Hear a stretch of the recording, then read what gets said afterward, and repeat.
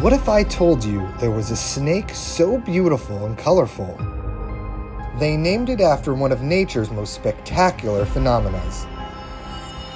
Then what if I told you that that amazing animal was related to the biggest snake in the world?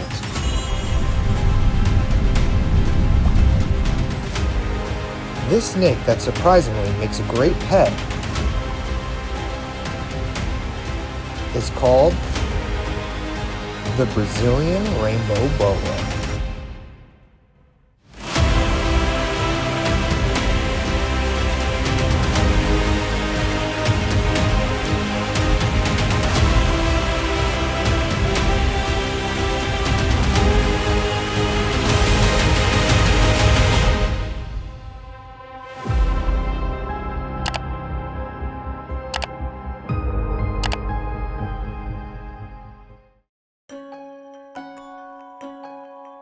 Look how cool this snake looks.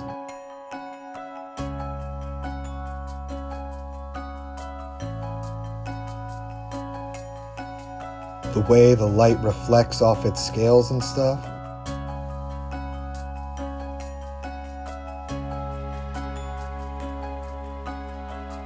Look at that shimmer. Are you gonna tell me you don't want to keep this awesome thing as a pet? Alright, so this is my Brazilian Rainbow Boa Jacques. He's about 2 years old. So these snakes are from South America, as you could probably tell by their name. They're from Brazil and the, Amazon basin area. So Suriname, Guyana, and honestly, mostly anything northern South American, you could find them. All the way up to like Panama, honestly. The Ecuadorian Amazon isn't just home to boa constrictors, it's home to other boas that you guys know and love, namely the rainbow boa. These are my two Brazilian rainbow boas, Epicrates centria. And what they're known for is their iridescent shine. Let's see if you can see it in here. They have like an iridescence when sunlight hits off of them. But that's where they get their, rainbow boa name from. So the rainbow boa is so named because of the iridescent glow.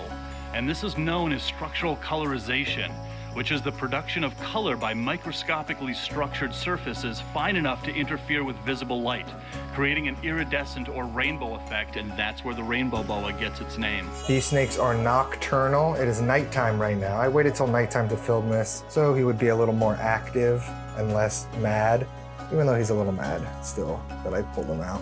They're terrestrial, so they live on the ground, and I guess some people could even say they're fossorial because they live kind of in burrows. They kind of live underground. And also they're semi-aquatic, they're semi-arboreal. You can find them in a lot of places. You can find them in trees, below trees, under trees, in the water. They're just really, really unique animals that could be found in a lot of places. So because rainbow boas will climb and take advantage of low-lying brushes and low-lying trees, it's best to have things in your enclosure that they can climb off of that substrate. Now, the problem that a lot of people have with rainbow boas is that they're kind of like a higher difficulty level snake to keep. These guys like a high humidity, so it's almost like keeping like a frog or something. They like their humidity at like 75% to 90%, so they like it super high. Because that's where they live in the rainforest floor, where it's always wet, always humid, and they like it very cool. And one of the big mistakes that people do when they keep rainbow boas is they put a big heat lamp on it, and that is actually not good. They like cold, so their temperatures go from 70 degrees and Fahrenheit to 80 degrees Fahrenheit, and that's max 80 degrees. You could really cook these guys. So I keep a very small 40-watt light bulb on him for warmth. He doesn't even sleep on that side. Every once in a while he'll sleep on the hot side, so it's important to give him that range of warmth and cool, because he'll go bounce back and forth from a cool spot to a hot spot. They also love to soak. This is why I say they're kind of semi-aquatic. If you give them a huge water dish that they could soak in, they will be in there. And the water will be cold, and they still love it. They'll just sit in there. I have a fish tank in my enclosure, and he loves it. just drop it in there, and it's got a filter so it stays clean. And I did see some fish missing at one point in his fish tank.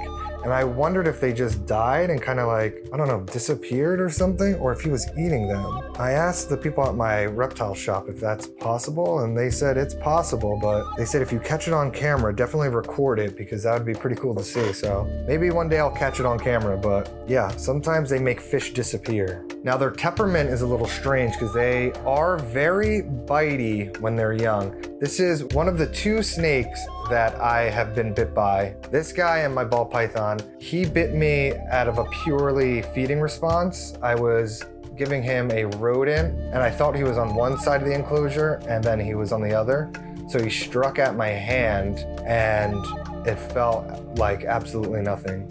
It didn't hurt. It felt like maybe like a cat scratched me, like pawed me with its paw. Like it felt like nothing. But that was when he was really young. He would be very bitey if we took him out of his enclosure, put him like on the ground, let him free roam, and then try to pick him up again. He's becoming a lot less bitey. I just kind of disturbed him in his slumber to do this video. And he didn't even try to strike. He tried to get away a little bit and then he just gave up and let me take him out. Now another really cool thing is that these are actually in the same genus as anacondas.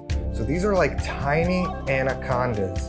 In our video on green anacondas, I kept talking about how much anacondas remind me of giant rainbow boas.